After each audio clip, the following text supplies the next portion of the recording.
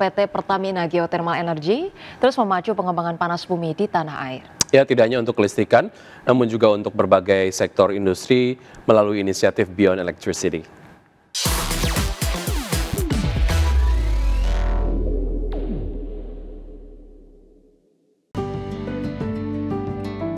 Pertamina Geothermal Energy terus memacu pengembangan panas bumi di tanah air. Tidak hanya untuk kelistrikan, namun juga berbagai sektor industri melalui inisiatif Beyond Electricity. Pertamina Geothermal Energy atau PGEO terus mendorong pemanfaatan panas bumi tak hanya untuk listrik, namun juga untuk sektor non-kelistrikan melalui inisiatif Beyond Electricity. Direktur Eksplorasi dan Pengembangan PGEO Edwil Suzandi mengatakan inisiatif ini bertujuan untuk mempercepat pertumbuhan industri manufaktur nasional. Ada 3 proyek utama yang saat ini dikembangkan, yaitu Green Hydrogen, Green Ammonia, dan Green Data Center.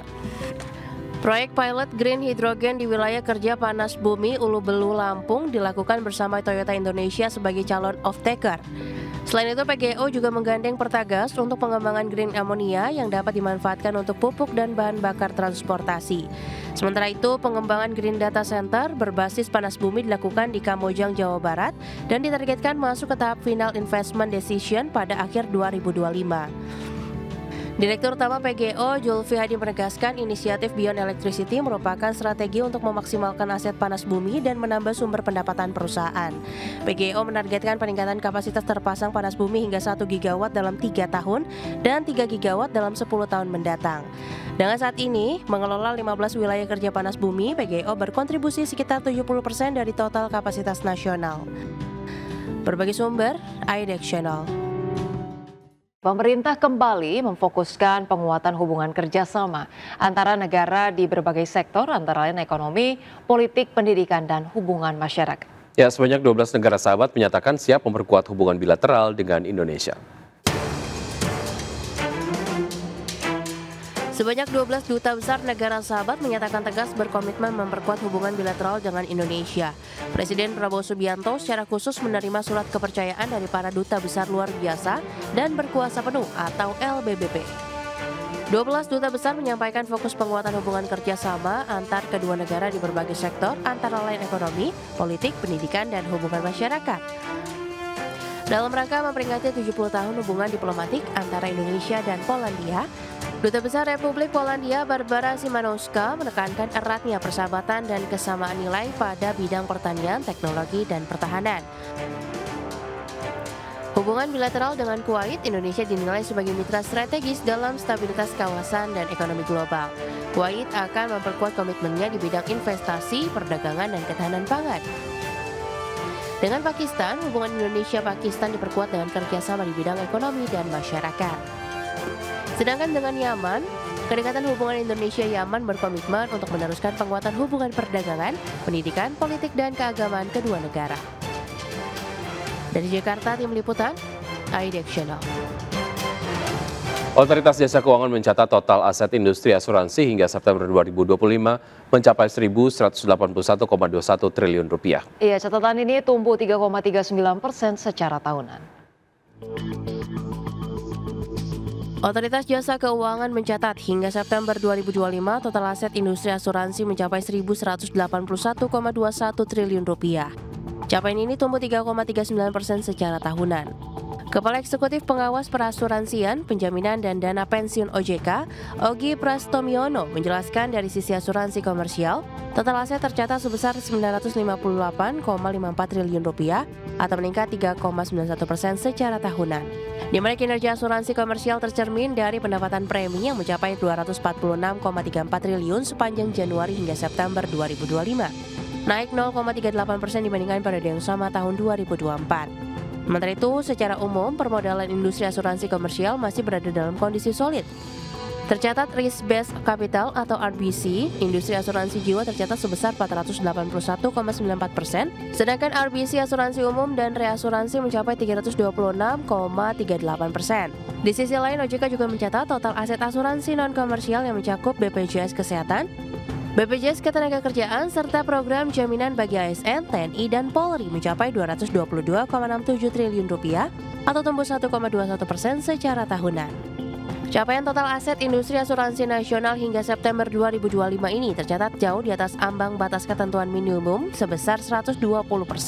Dari Jakarta, tim liputan, IDX Channel. Pemirsa, Bank Indonesia melaporkan posisi cadangan devisa Indonesia pada akhir Oktober 2025 tercatat sebesar 149,9 miliar dolar Amerika, tercatat meningkat dibandingkan posisi akhir September 2025 sebesar 148,7 miliar dolar Amerika. Ya, peningkatan ini didorong oleh penerbitan Global Bond.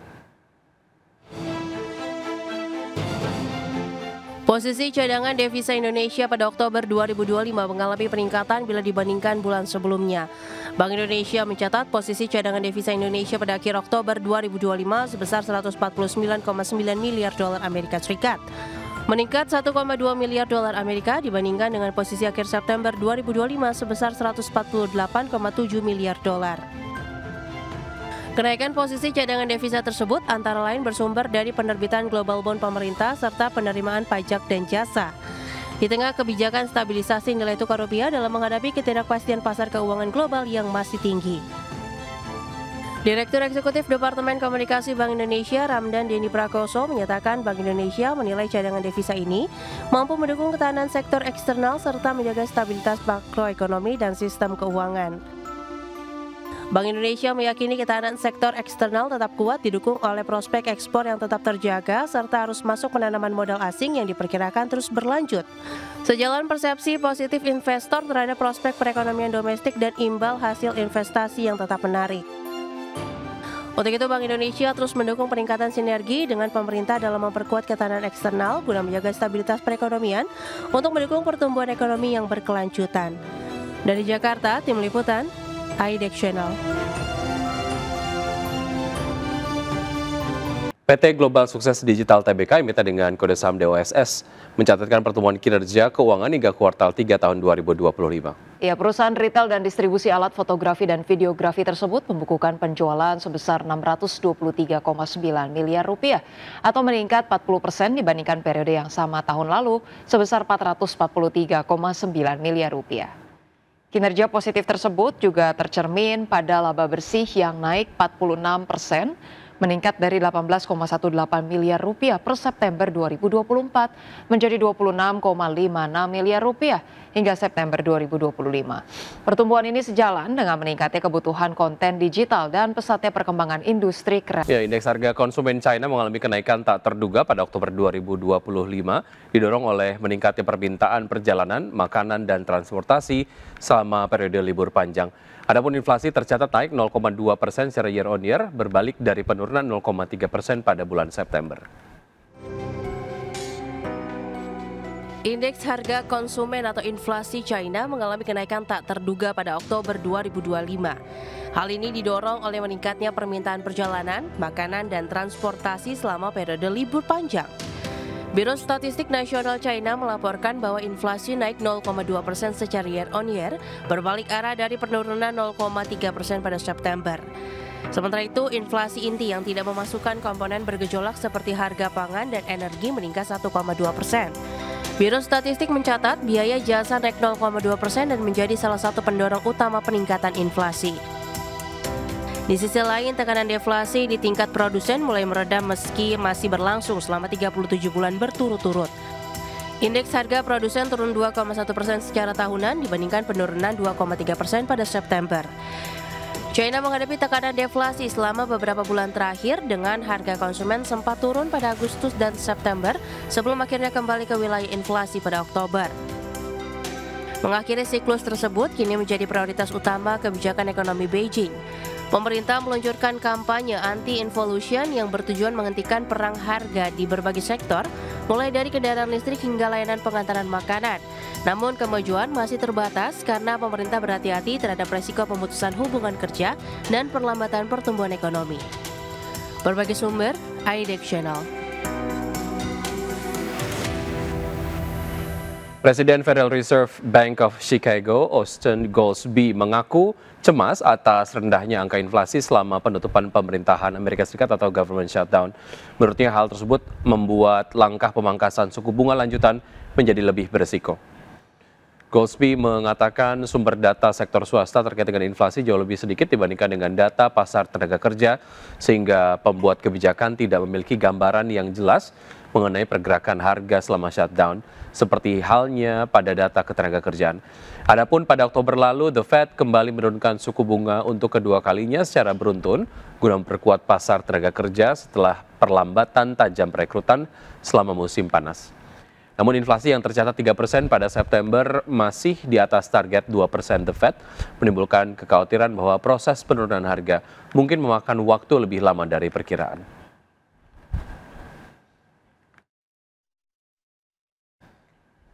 Ya, selanjutnya dari bursa global, bursa Wall Street ditutup bervariasi pada perdagangan di hari Jumat dengan indeks Nasdaq yang ditutup lebih rendah.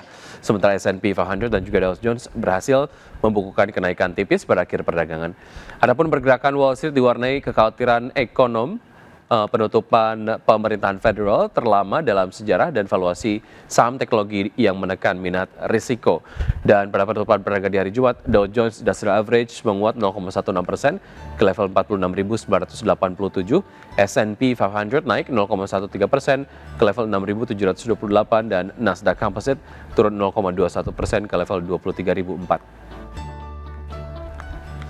Ya, sementara itu dari bursa ekuitas Eropa, pemirsa, yang mengakhiri pekan yang bergejolak dengan penurunan pada hari Jumat karena kekhawatiran terhadap valuasi tinggi saham-saham terkait dengan teknologi terus berlanjut. Indeks acuan kawasan Eropa Stoxx 600 ditutup turun 0,6% ke posisi 564,79 dan DAX Jerman turun 0,69% ke posisi 23.569 dan FTSE 100 Inggris terkoreksi 0,55% ke level 9.682.